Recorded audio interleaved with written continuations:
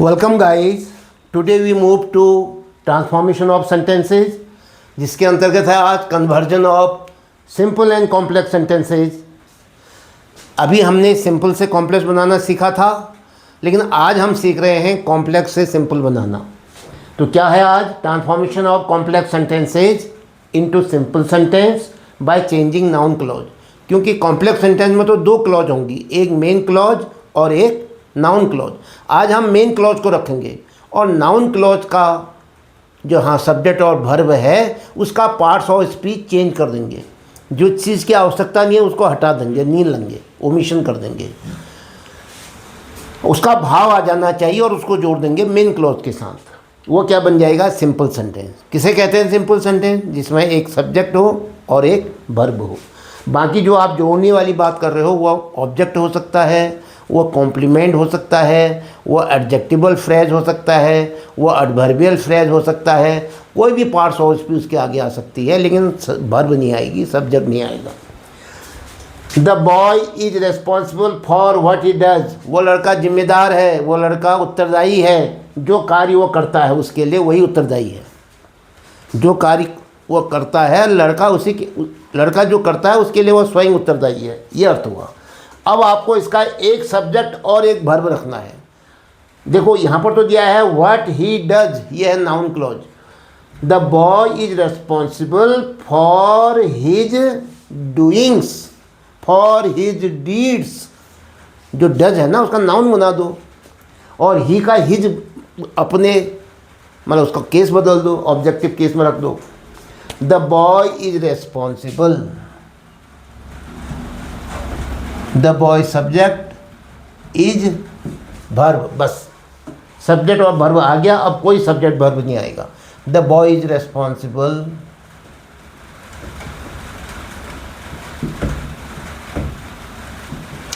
For his deeds, अपने कृत्यों के लिए। ये नाउन हो गया।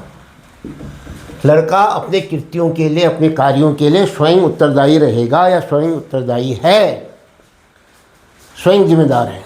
ये क्या हो गया? Simple sentence. Number 2, tell me. देखो ये तो है main clause. What your father's name is. तुम्हारे पिताजी का नाम क्या है? ये असर्टिव फॉर्म में, याद रखना, ये क्वेश्चन मार्क नहीं है। व्हाट पहले हमने सब्जेक्ट लिया, वर्ब उसके बाद ले रहे हैं हम, तो कहाँ से आ गया वो? Interrogative. Tell me what your father's name is. अब इसको चेंज करना है, what your father's name is. Tell me your father's name, अपने पिताजी का नाम बताओ मुझे। तो क्या बनेगा? अब इसका सब्जेक्ट क्या है? जो सामने खड़ा है उससे पूछ रहे हैं हम। द बॉय, मोहन, यू, तो लिखते नहीं है उसको, इंपरेटिव सेंटेंस है। Tell me your father's name, tell me your father's name. क्या हो गया ये? Assertive sentence. देख लो, एक ही वर्ब, एक ही सब्जेक्ट। सब्जेक्ट भले ही अंडरस्टूड है, वो यू है, ये वर्ब हो गया। बाकी सारा ऑब्जेक्ट और फ्रेज, ये adjectival phrase, adverbial phrase. Tell me your father's name, ये सिंपल सेंटेंस हो गया। नंबर 3 क्या था? आई एम नॉट सेटिस्फाइड, मैं संतुष्ट नहीं हूँ। व्हाट यू डिड, जो काम तुमने किया, जो कार्य तुमने किया, मैं उससे संतुष्ट नहीं हूँ। I am not satisfied with your work, with your doing, with your deed. कितने नाउन बना दिए मैंने डिड के? एक तो डूइंग, एक डीड, एक वर्क। तो क्या होगा? आई एम नॉट सेटिस्फाइड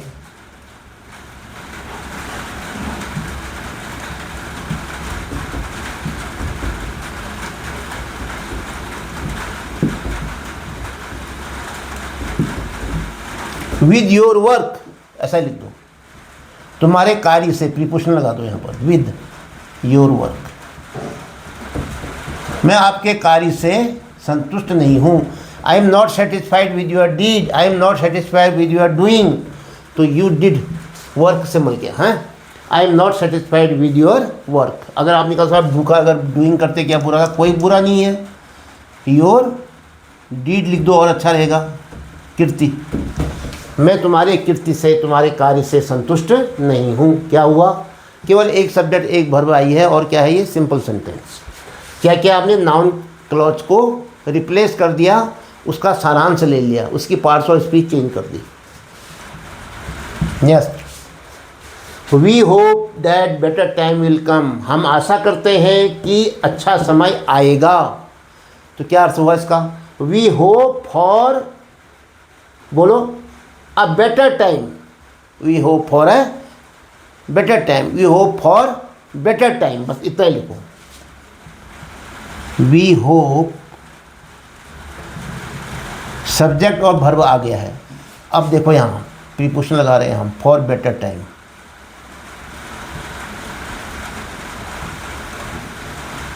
लो, ये सिंपल सेंटेंस हो गया, इसका सारांश आ गया नाउन क्लॉज का। नाउन क्लॉज हट गई। We hope for better time, हम अच्छे समय की उम्मीद करते हैं। यस, फिर डू एज यू लाइक, करो भाई जो तुम्हारी इच्छा है, करो जो तुम चाहते हो। तो क्या होगा इसकी? यहाँ पर तो डू इतना ही देखो, यू डू हो गया, ये डू का मतलब यू डू, ये मेन क्लॉज हो गई। एज यू लाइक, जैसा तुम चाहते हो, ये एडवर्ब क्लॉज हो गया। नाउन क्लॉज हो गया। और इनको मिला करके हमने क्या बनाया? कॉम्प्लेक्स बना। अब नाउन क्लॉज को हटा दो, एज यू लाइक, और ये डू को रखो। डू, बोलो, according your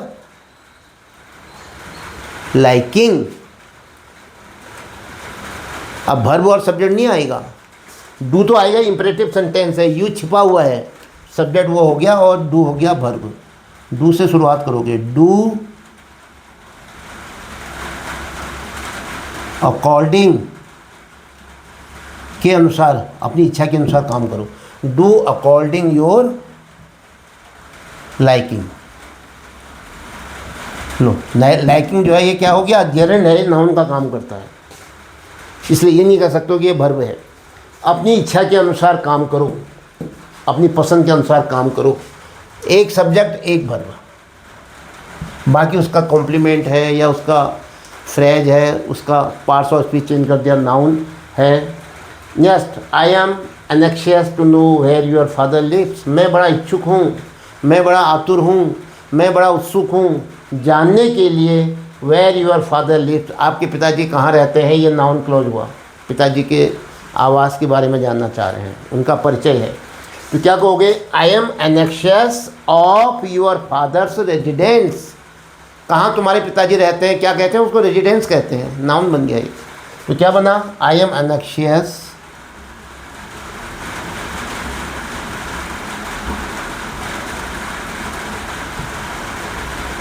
I am anxious क्या? अबाउट, लो अबाउट लग दो, ऑफ या about your father's residence.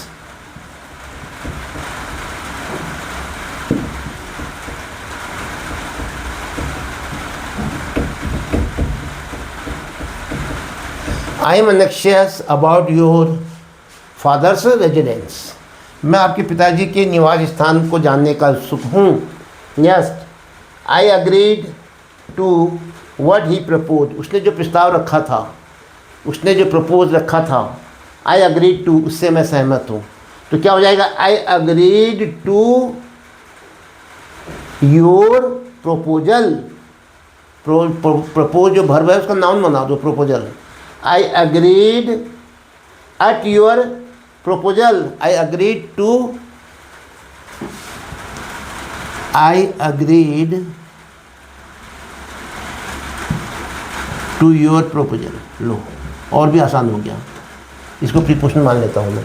I agreed to your proposal ना, ही प्रपोज है, I agreed to his proposal.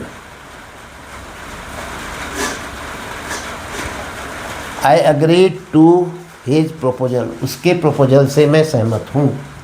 एक सब्जेक्ट एक वर्ब, बाकी तो आएगा ही, कॉम्प्लीमेंट आ सकता है, ऑब्जेक्ट आ सकता है, एडजेक्टिवल फ्रेज आ सकता है, एडवर्बियल फ्रेज आ सकता है, दूसरे कोई पार्ट्स ऑफ स्पीच के शब्द आ सकते हैं, लेकिन सब्जेक्ट और वर्ब नहीं आएंगे।